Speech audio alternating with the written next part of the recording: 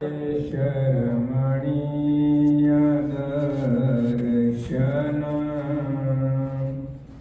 મંદહાસતિરનનાંબુજં પૂજિतं સુરનરોત્તમેર્મુદા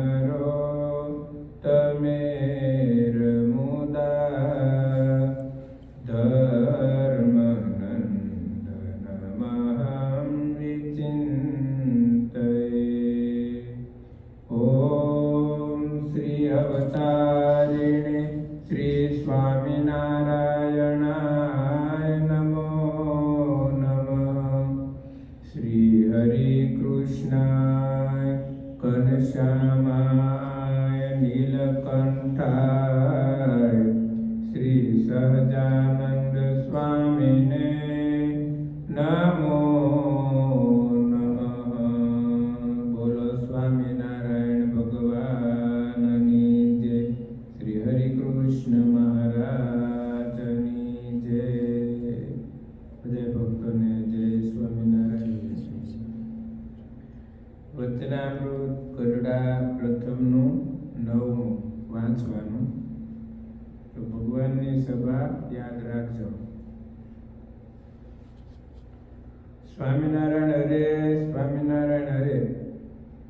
સંવત 1876 માગશર સુધી બારસ દ્વાદશીને દિવસ શ્રીજી મહારાજ શ્રી ગઢડા મધ્યે દાદા ખાચરના દરબારમાં બિરાજમાન હતા અને સર્વે શ્વેત વસ્ત્ર ધારણ કર્યા હતા અને પોતાના મુખારવિંદની આગળ મુનિ તથા દેશ દેશના હરિભક્તની સભા ભરાઈને બેઠી હતી. બોલો દિવ્યાંગભાઈ. માગશર સુધી 1876 માગશર સુધી બારસના દિવસ દ્વાદશીના દિવસે ગઢડા મધ્યે દાદા ખાચરના દરબારમાં શ્વેત વસ્ત્ર ધારણ કરીને બેઠા. બરાબર, સરસ.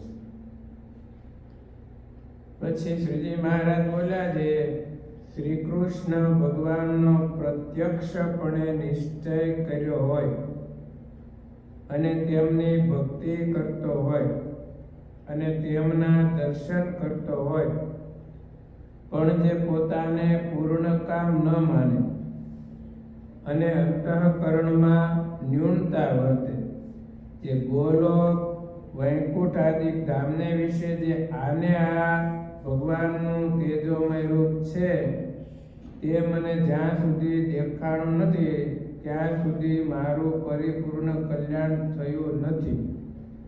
એવું જેને અજ્ઞાન હોય તેના મુખથી ભગવાનની વાત પણ ન સાંભળવી. શું કીધું શ્રીજી મહારાજે? કે પ્રત્યક્ષપણે ભગવાનનો નિશ્ચય કર્યો હોય. પ્રત્યક્ષપણે એટલે આપણે પ્રગટ સ્વામિનારાયણ ભગવાનના આશ્રિત થયા, મહારાજને ભગવાન જાણ્યા, એના આશ્રિત થયા. એ પ્રત્યક્ષપણે ભગવાનનો નિશ્ચય આપણે થઈ ગયો કે આ આપણા ઈષ્ટદેવ છે એવી દ્રઢ નિષ્ઠા પાકી કરી લીધી. પછી બીજે કે આપણું મન જાય નહીં કે મને મળ્યા એ જ ભગવાન સ્વામિનારાયણ ઈષ્ટદેવ મારા છે, જગતના કરતા હતા છે, બધી એની ઈચ્છાથી બધું થાય છે. એમ મહારાજે પ્રત્યક્ષપણે શ્રી કૃષ્ણ ભગવાનનો નિશ્ચય કર્યો હોય ને તેમની ભક્તિ કરતો હોય. આપણે ભગવાનનો નિશ્ચય કર્યો અને એની ભક્તિ કરીએ છીએ, બરાબર? મહારાજ કે એની ભક્તિ કરતો હોય અને એના દર્શન કરતો હોય. રોજ આપણે ભગવાનના દર્શન કરીએ, એની ભક્તિ કરીએ. ભક્તિ એટલે 9 પ્રકારની ભક્તિ. માળા ફેરવી, દર્શન કરવા, કીર્તન ગાવા, સ્તોત્રનો પાઠ કરવો, પ્રદક્ષિણા કરવી, આ બધી 9 પ્રકારની ભક્તિ છે. તો ભક્તિ પણ કરતો હોય પણ મહારાજ કે એના અંતઃકરણમાં પૂર્ણ કામ પણ ન માને, ન્યૂનતા વર્તે.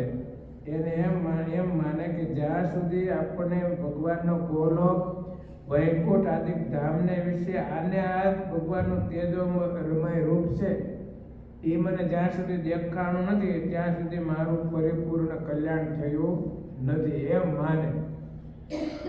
તો મહારાજ કે એવું જેને અજ્ઞાન હોય એના મુખથી ભગવાનની વાત પણ ન સાંભળવી. જે ભગવાનનો આશ્રિત થયા પછી પૂર્ણ કામ પણ મનાવવું પડે કે હું મોટો ભાગ્યશાળી છું તો મને આવા ભગવાન સ્વામિનારાયણ ઓળખાણા, એનો નિશ્ચય થયો, હું એના દર્શન કરું છું, એની ભક્તિ કરું છું. હવે પરિપૂર્ણપણું મનાવવું જોઈએ કે મારા બહુ મોટા ભાગ્ય છે કે આવા ભગવાન સ્વામિનારાયણ મને ઓળખાણા. મૂળ સંપ્રદાયમાં આપણને જ્ઞાન થયું, એમના સ્થાપેલા આચાર્ય મહારાજ, એમની પાસેથી આપણે ગુરુમંત્ર લીધો, ધર્મકુળને આશ્રિત થયા. તો પૂર્ણ કામ પણ માનવું જોઈએ મહારાજ કે, પણ અંતરમાં એવી ઈચ્છા ન રાખવી જોઈએ કે આનું આ સ્વરૂપ ભગવાન મને જ્યાં સુધી ગોલોક વૈકુંઠ ધામને વિશે ન દેખાય ત્યાં સુધી મારું પરિપૂર્ણ કલ્યાણ થયું નથી. એવું જેને અજ્ઞાન હોય, ભગવાન મળ્યા છતાંય પણ આવી ઈચ્છા રાખતો હોય તો એને મારાથી એવું જેને અજ્ઞાન હોય એના મુક્તિ ભગવાનની વાત પણ સાંભળવી નહીં.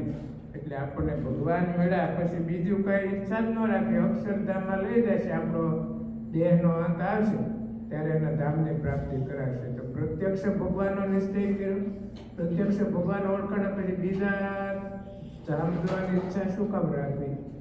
એટલે મારા કે પરિપૂર્ણપણું માનવું કે આવા ભગવાન મળ્યા મારા મોટા ભાગ્ય છે. બીજી ઈચ્છા કોઈ ધામ જવાની ઈચ્છા રાખવી નહીં. ધામ અક્ષરધામ છેલ્લે બતાવશે અને છેલ્લે ધામમાં ભગવાન આપણને લઈ જાય છે, જ્યાં અનંત મુક્તો ભગવાનની સેવા કરે છે. એવું દિવ્ય સ્વરૂપને સુખ, સુખને સુખ, જ્યાં દુઃખનો નહીં લવ લેશ, દુઃખ છે જ નહીં કોઈ પ્રકારનું, એવું અક્ષરધામનું સુખ ભગવાન કમાડશે.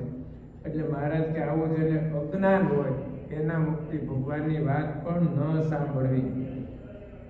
અને જે પ્રત્યક્ષ ભગવાનને વિશે દ્રઢ નિષ્ઠા રાખે છે, પ્રત્યક્ષ ભગવાન એટલે આપણને મળ્યા એવા ઈષ્ટદેવ સ્વામિનારાયણ ભગવાન. મહારાજ કહે છે પ્રત્યક્ષ ભગવાનને વિશે દ્રઢ નિષ્ઠા રાખે છે અને તેને દર્શને કરીને જે પોતાને પરિપૂર્ણ માને છે, એને બીજું કાંઈ નથી ઈચ્છતો, તેને તો ભગવાન પોતે બળાત્કારે પોતાના ધામને વિશે, જે પોતાના ઐશ્વર્ય અને પોતાની મૂર્તિઓ છે તેને દેખાડે છે. માટે જેને ભગવાનની વિશે અનન્ય નિષ્ઠા હોય તેને પ્રત્યક્ષ ભગવાન વિના બીજું કાંઈ ઈચ્છવું નહીં. આવી રીતે સ્વામિનારાયણ ભગવાન કહે છે કે પ્રત્યક્ષ ભગવાનની જે નિષ્ઠા રાખે છે, નિષ્ઠા એટલે બીજી ક્યાંય આપણું મન ડગે નહીં, સુખ આવે તો ભલે ને દુઃખ આવે તો ભલે, મારા ભગવાનની મરજીથી જ બધું થાય છે, એની સિવાય કાંઈ કોઈ કરવાને સમર્થ નથી. એવી ભગવાન સ્વામિનારાયણને વિશે દ્રઢ નિષ્ઠા રાખવી. મહારાજ કે અને ભગવાનના દર્શને કરીને પોતાને પરિપૂર્ણ માને છે, બીજું કાંઈ ઈચ્છતો નથી. હમણાં વિષ્ણુ ભગત કીર્તન બોલ્યા ને તમે, તમારી મૂર્તિ વિના રે મારા નાથ રે બીજું મને આપશો માં. બસ પ્રત્યક્ષ ભગવાન મળ્યા.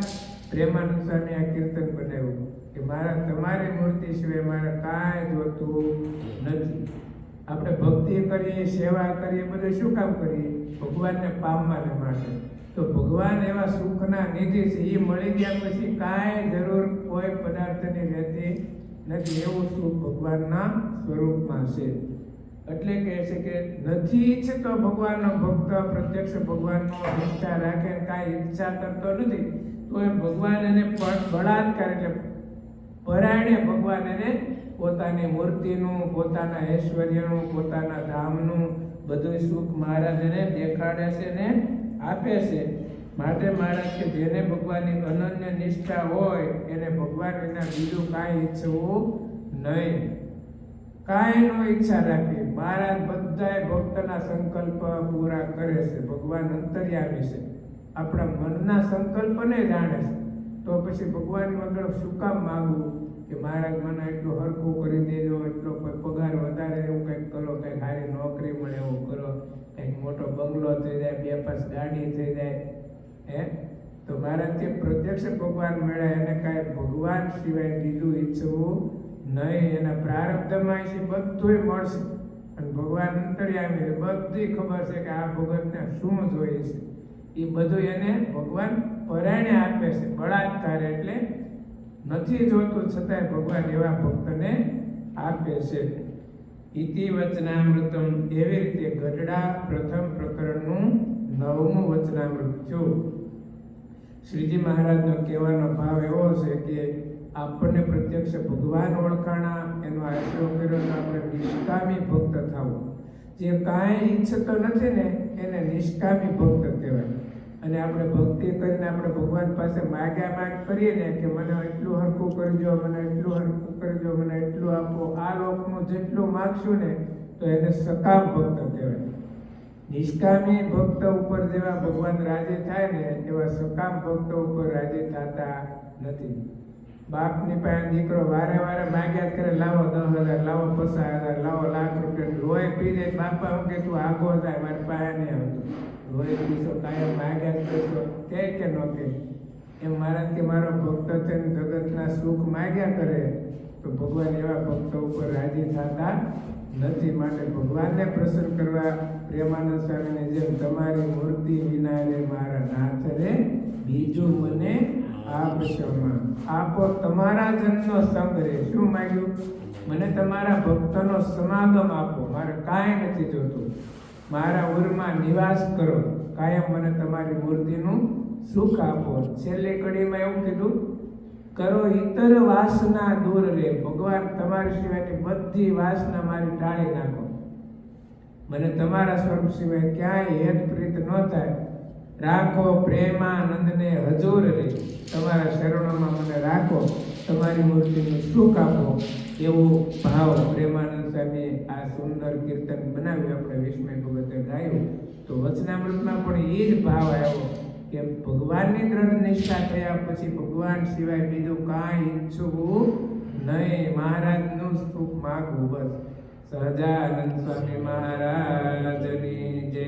શ્રીપતિમ શ્રીધરમ સર્વદેવેશ્વરમ ભક્તિ ધર્મ મહાત્મજમ શ્રી વાસુદેવમ હરિ માધવમ કેશવમ કામદમ કારણમ શ્રી સ્વામિનારાયણમ નીલકંઠમ ભજે. સહજાનંદ સ્વામી મહારાજની જય. 2 મિનિટ મહારાજની મૂર્તિ સંભાળીને ધૂન બોલ્યું. સ્વામિનારાયણ જય, સ્વામિનારાયણ જય, સ્વામિનારાયણ